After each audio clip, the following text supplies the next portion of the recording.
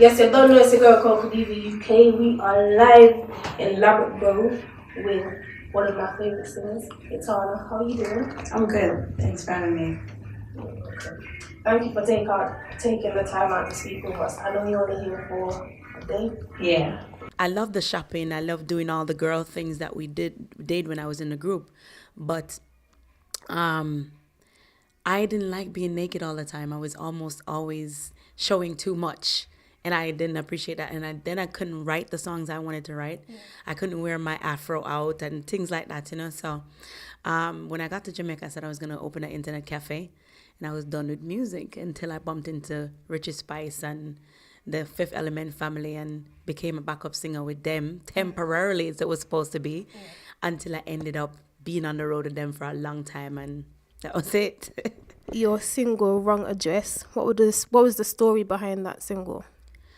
I was asked while I was being a backup singer for Richie Spice to write a song, and I wouldn't.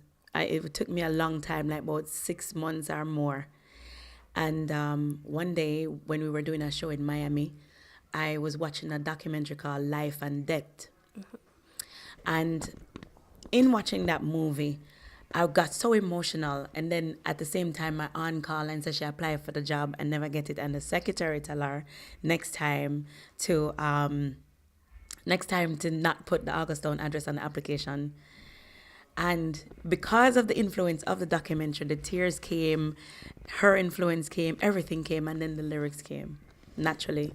Okay, your second hit, "Roots," was inspired from you traveling to Africa, Guyana to be specific. Gambia. Yeah. Okay. That was your first solo performance. How was it like? What was the atmosphere performing for the first time in a different country? Oh boy, I remember when Britta Marley was supposed to close that show, and she came in the venue and she decided she wanted to work the minute she came in. So that would leave me to close the show. Yeah. And I remember the road manager at the time was panicking and he was cussing and saying, "Yo, that can't be. What are you gonna sing? You only have like about half hour with a song. This is Africa." So I just took a breath and I said, "Listen, I'm gonna handle this. Don't worry."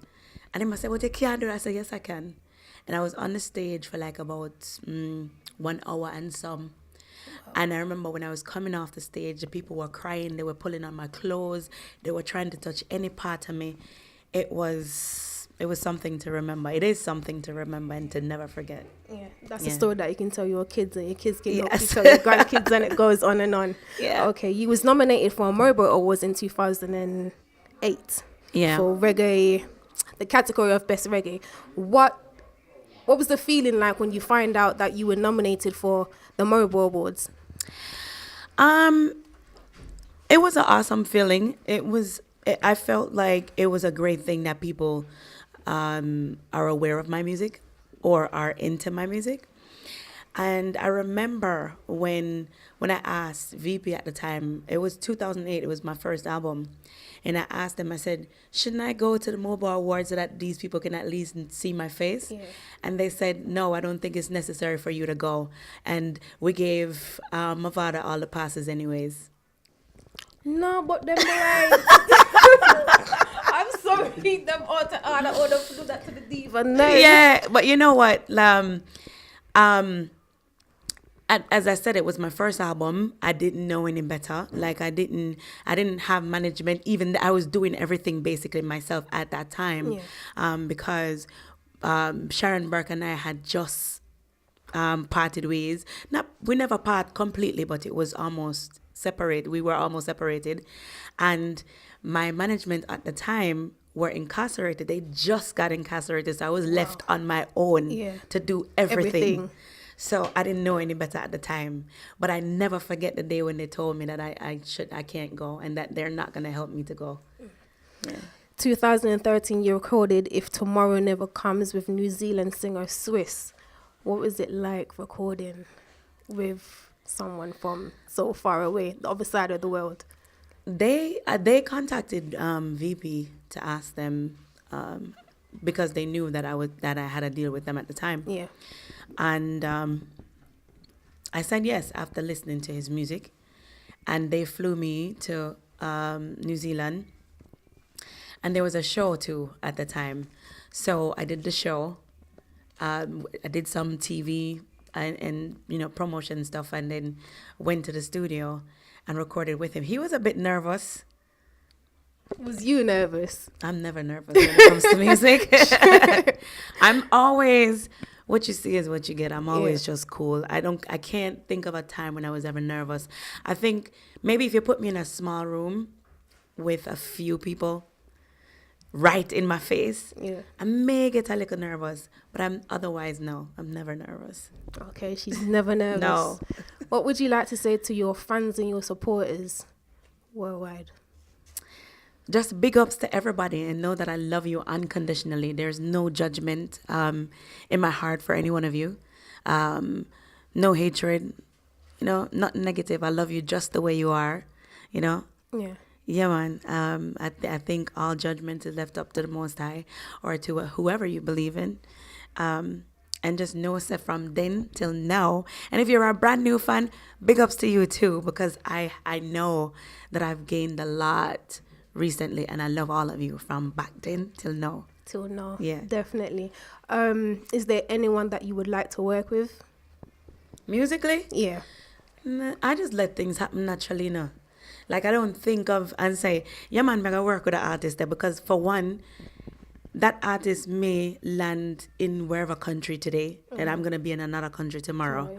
And I can say, all right, we can just do it, and then we can send it cross and whatever. That can happen too, but even that takes time for the artist to actually get in the studio. Yeah. So if it happens, it happens. If it doesn't, it doesn't. I'm cool. Okay. Where do you see yourself in 5 to 10 years' time? Doing greater things, I know that I wanted the greater things.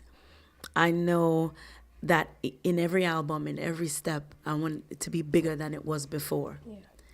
And that's all I'm going to keep doing, going harder each time, doing it bigger than I did before. What are you currently working on? The EP is going to be released in July. It has about 5 songs. It was originally 7, and I know I had said 7, but Clive Hunt, who is overseeing the project, because I'm producing it with my team, and he's overseeing what we're doing. Okay. And he pulled back 2 songs. He just said he didn't think that it outdid any song that we did on the previous album. So it's 5 now. But the new album is coming in 2018, the first quarter. So I'm looking forward to that, because that's a huge one. We're looking forward to it too, definitely. It would definitely be on rtmradio.net. Mad. Yeah. Thank you for talking with us. I know you're only here for a short time. Yeah. This is it. Welcome to England, I guess, the cold place and the cold weather. I love England. Okay, let's switch. You love England? Oh, yeah. Oh. I don't. But we make it warm. We make it spicy. We bring the spice and the definitely. warmth. Yeah, definitely. So, I do feel warmer being around you. So that means you got a good spirit. Thank you. I'm your girl, Miss Koko Diva. We are here in Ladbroke Grove, like I said, talking to Etana. Thank you so much. Perfect love. Bless. For being with us. Till next time, I'm your girl Koko Diva. I am out the building. Arise, rise. I'm Etana, and this is RTM TV. Keep it locked. Hit me like a drum.